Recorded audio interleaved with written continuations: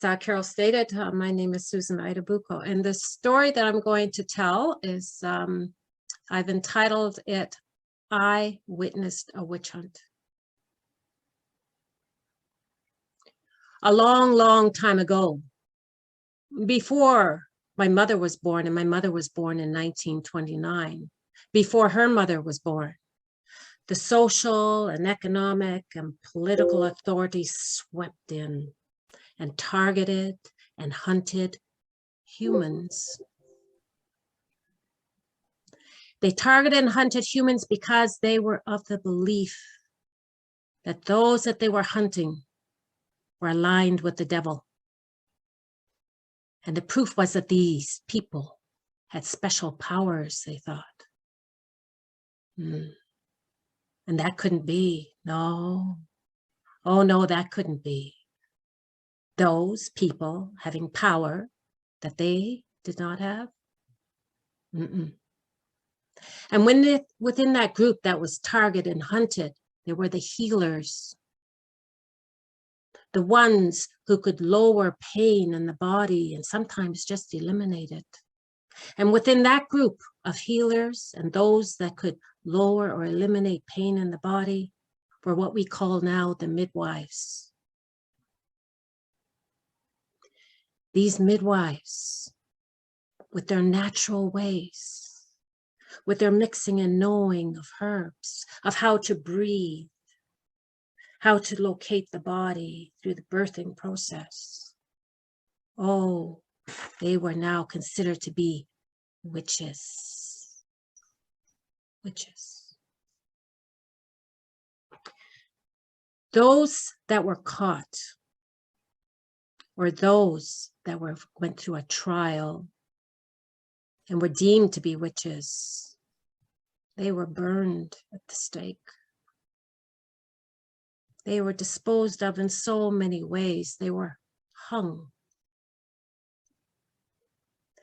Now, I believe that in 1984 to 1985, I witnessed the witch hunt. I didn't witness people being burned at the stake. I didn't witness people being hung, but I did witness that those political and economic and social authority come in sweeping in and targeting those who are called midwives. And that action, that type of sweeping in, that power, that use of power, these days describes what is called a witch hunt. As all stories go, they go back. And this particular story goes back, I believe, to my grandmother. My grandmother was married to a minister, an Anglican priest he was. And one of her duties was to attend to the sick, and she would assign a nurse to attend to the sick. And my grandfather would go and visit those that were ill and those that had just delivered children. And he would bring my mother.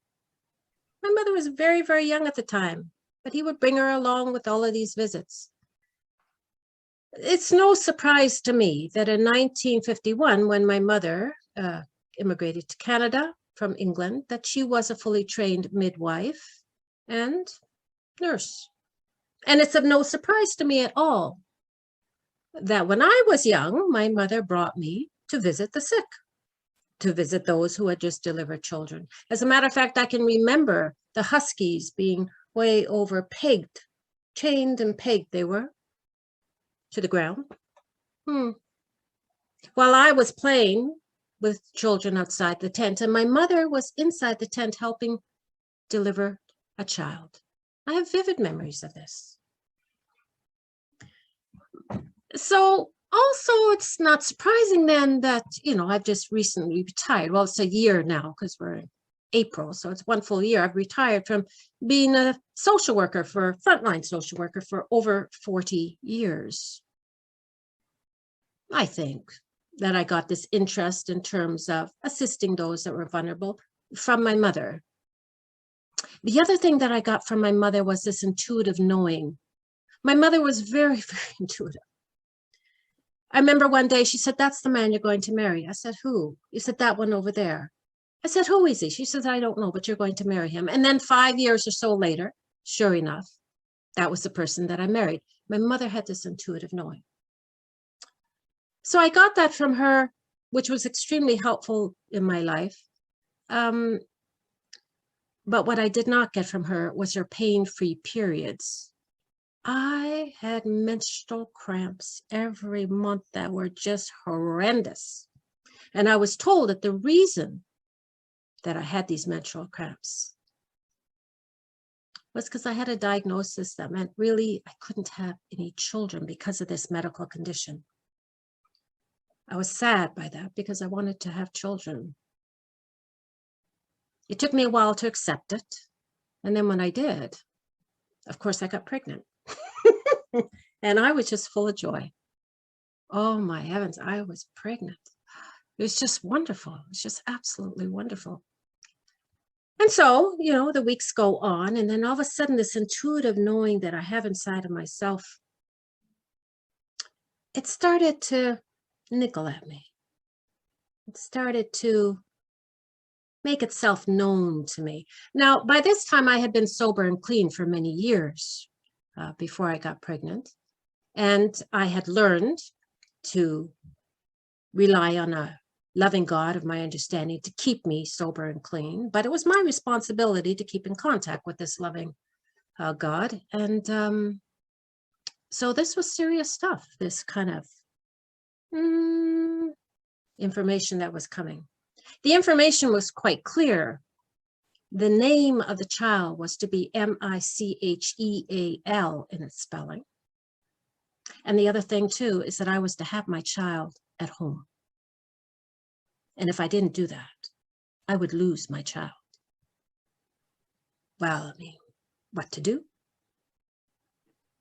So I phoned my mother. But she didn't know any midwives in the area.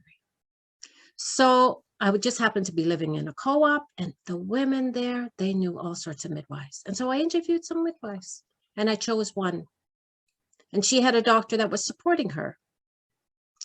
And so now I had a midwife and I had a doctor that was supporting the midwife, and life seemed to be good. I thought so. And then all of a sudden it wasn't. "It's a witch hunt," said the doctor. "It's a witch hunt," said the women that I had been associating with, who were also, like myself, pregnant, and at that time going to have their children born at home. "It's a witch hunt," said my midwife.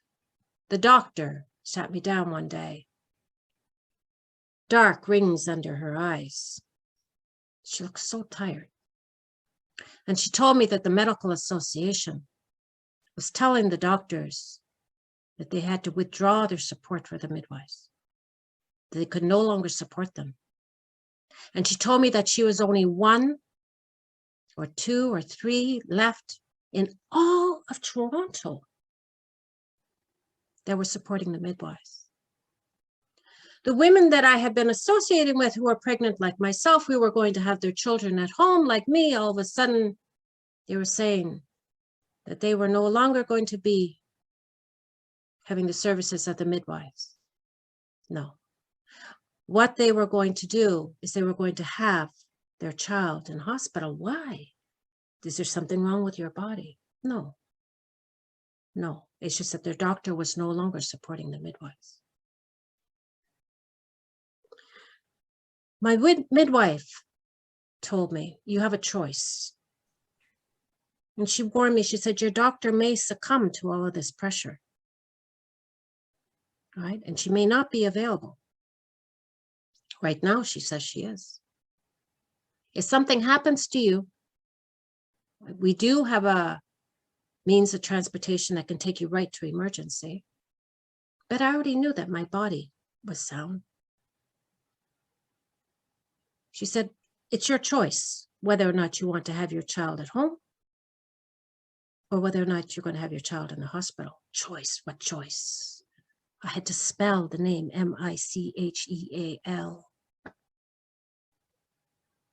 I had to have my child at home, otherwise I would lose my child. And so I had my child at home.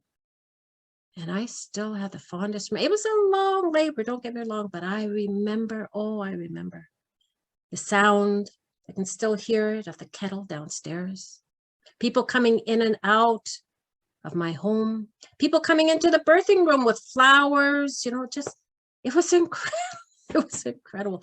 And I, to this day, if I close my eyes, I can smell my son. Oh, I can smell the birth of my son. It's like it's branded in my nose. I can smell it. Well, life went on.